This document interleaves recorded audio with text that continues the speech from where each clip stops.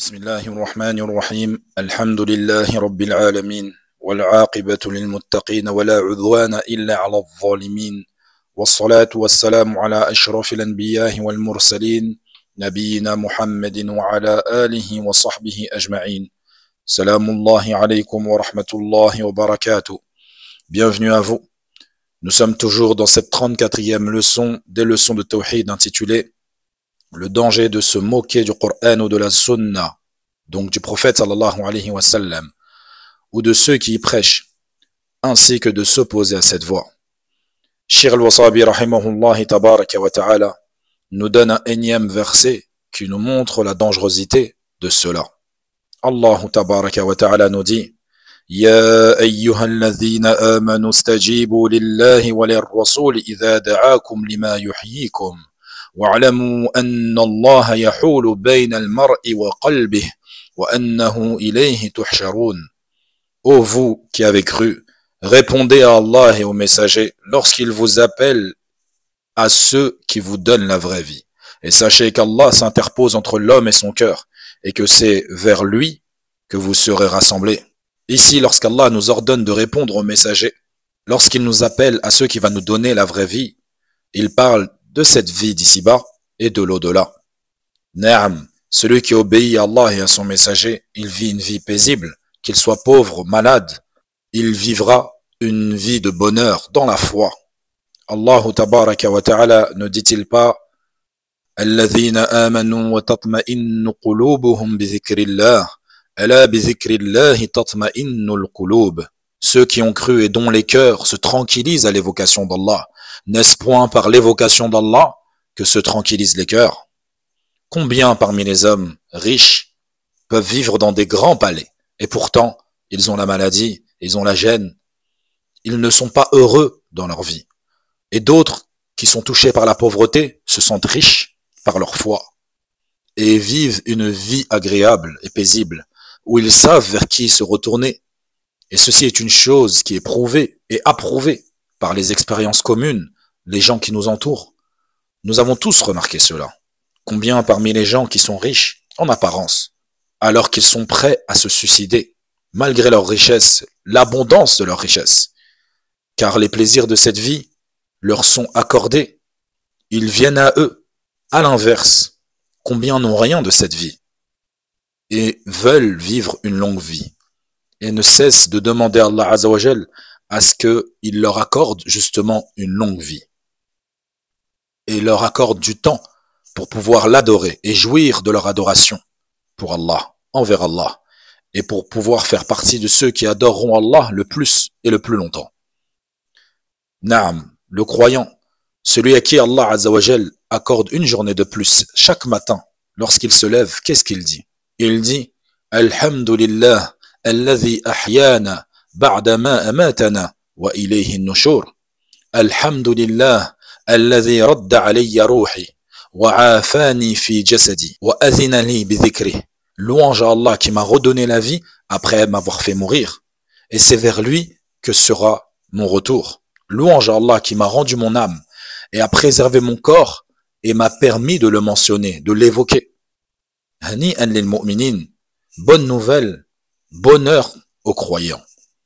Rajoutez à cela que le croyant, il prie ses 5 prières à la mosquée pour les hommes et dans sa chambre pour les femmes, sans compter les sunan, les prières surrogatoires, les tasbihat, les tahlilat, les tahmidat, les takbirat, le fait de dire subhanallah, alhamdulillah, la ilaha illallah, Allahu akbar. Dans une journée, voyez vous-même ce que le croyant peut ramasser comme hasanat, comme bonne action, comme dévotion, lillahi tabaraka wa ta'ala. Naam, la vie est une plantation, c'est une ferme dans laquelle cueille le croyant. Il récolte les bonnes actions. Donc le croyant profite de sa vie, de son temps, de son âge pour Allah Azza wa Jal. Shir nous donne un autre verset dans lequel Allah Azza wa Jal il dit Inna kafaynaka al-mustahzi'in. Nous t'avons effectivement défendu vis-à-vis de ceux qui se moquent des railleurs.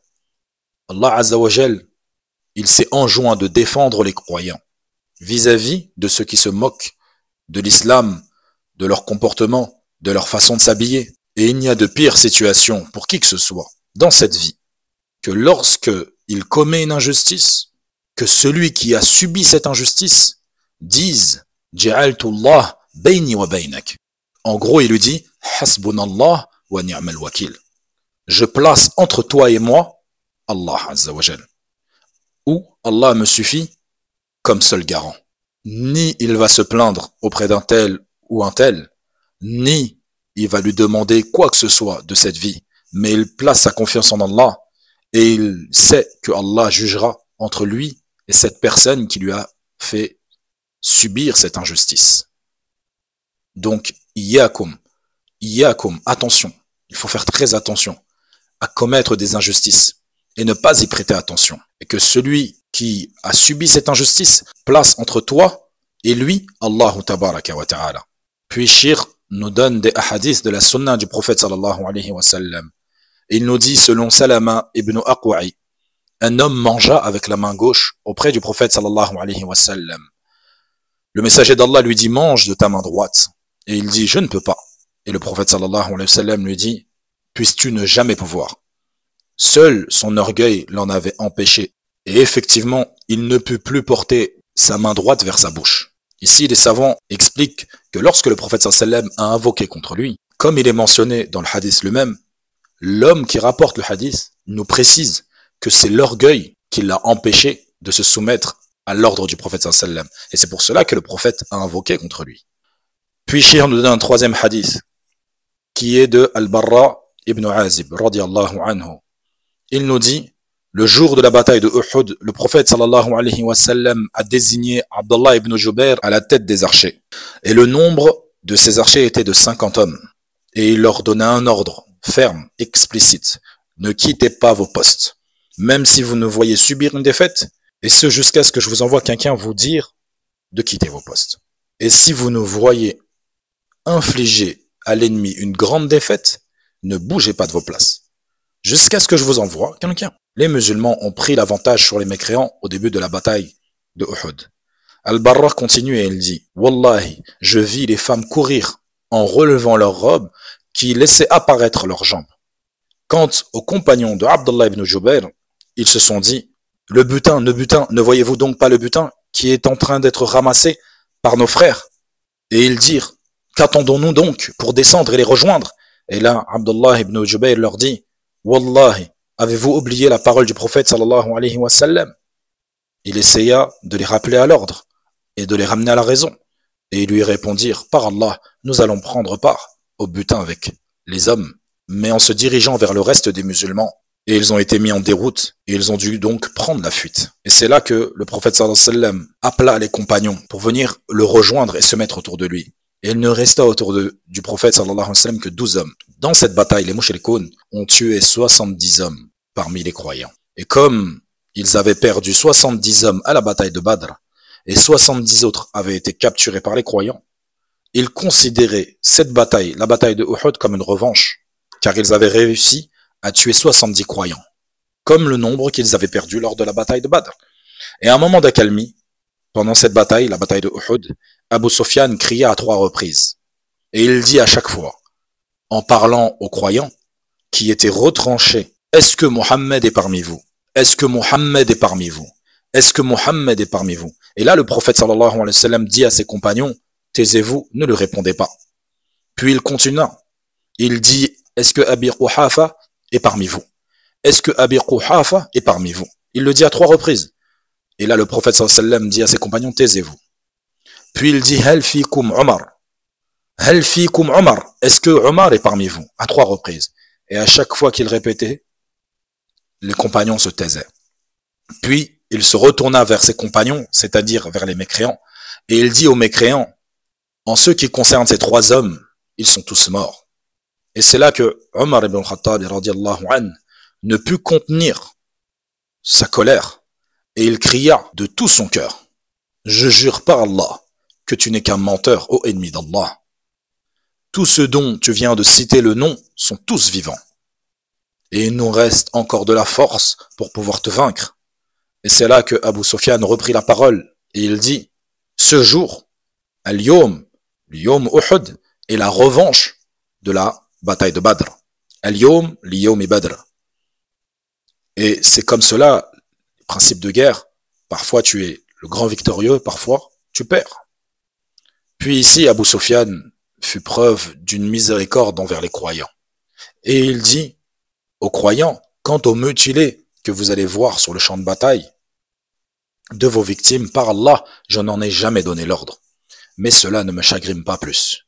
Les savants expliquent que le comportement des Arabes à cette époque était honorable, car il aurait pu se moquer et prétendre qu'il en avait donné l'ordre, mais bien au contraire, il informa les croyants que les corps mutilés qu'ils allaient trouver sur le champ de bataille n'étaient pas dus à son ordre. Mais pour autant, cela ne le chagrinait pas plus que cela. Puis il se mit à dire « Oh le Hubal, élevé soit Hubal, qui est une divinité adorée en dehors d'Allah. » Et c'est là que le prophète sallallahu alayhi wa sallam s'adressa aux croyants et il dit « N'allez-vous donc pas lui répondre ?» Et lui dire « Que devons-nous lui répondre au messager d'Allah ?» Et il dit « Dites-lui Allahu a'la wa ajal, Allahu a'la wa ajal. Allah est le plus élevé et il est le plus haut. » Puis Abu Sufyan persista et il dit Al-Uzza lana wa la Uzza lakum. La déesse Uzza est avec nous et vous n'avez aucune Uzza, qui est une divinité adorée en dehors d'Allah. Et c'est là que le prophète sallallahu alayhi wa sallam dit à ses compagnons N'allez-vous donc pas lui répondre et lui dire que devons-nous répondre au messager d'Allah? Et il leur dit Dites-lui Allahu maulana wa la maula lakum. Allah est notre protecteur, tandis que vous n'avez aucun protecteur. Et ici, les savants mentionnent une des sagesses que l'on prend à cet instant, c'est que le prophète sallallahu alayhi wa sallam, lorsque cela concernait sa personne, ou la personne d'Abu Bakr ou de Omar, il leur a demandé de ne pas réagir, car ça n'a pas d'importance. Mais lorsque ça concerne Allah tabaraka wa ta'ala, lorsque Abu Sufyan s'en est pris à l'unicité d'Allah, azza wa jal, à son tawhid, alors là, il n'a pas laissé une seule seconde, sans interdire le blâmable et ordonner le convenable. Lorsque l'égarement concerne le tawhid, Allah tabaraka wa ta'ala, tu ne peux garder le silence. Tu te dois de répondre, de réprimander et de conseiller. De la bonne manière, bien sûr. Et d'ordonner le bien et d'interdire le mal. Mais quand cela concerne ta personne ou une autre, alors là, il n'y a pas lieu de faire de vagues. Prends sur toi et passe à autre chose. Et donc, la leçon que l'on tire ici, de ce récit, sachant que la bataille n'a pas été une défaite pour les croyants. La sagesse, ici, que l'on prend, c'est que le fait de s'être opposé à l'ordre du prophète, sallallahu alayhi wa sallam, qu'il leur avait ordonné de ne pas bouger de leur place, quoi qu'il se passait, ça leur a coûté la vie. Et combien de fois les croyants de notre époque désobéissent au prophète d'Allah? Nous en avons parlé, ou nous allons en parler, bi'idhnillah, dans les cours intitulés les leçons à tirer de la vie du meilleur des hommes. فنكتفي بهذا القدر وصلى الله وسلم على نبينا محمد وعلى آله وصحبه أجمعين.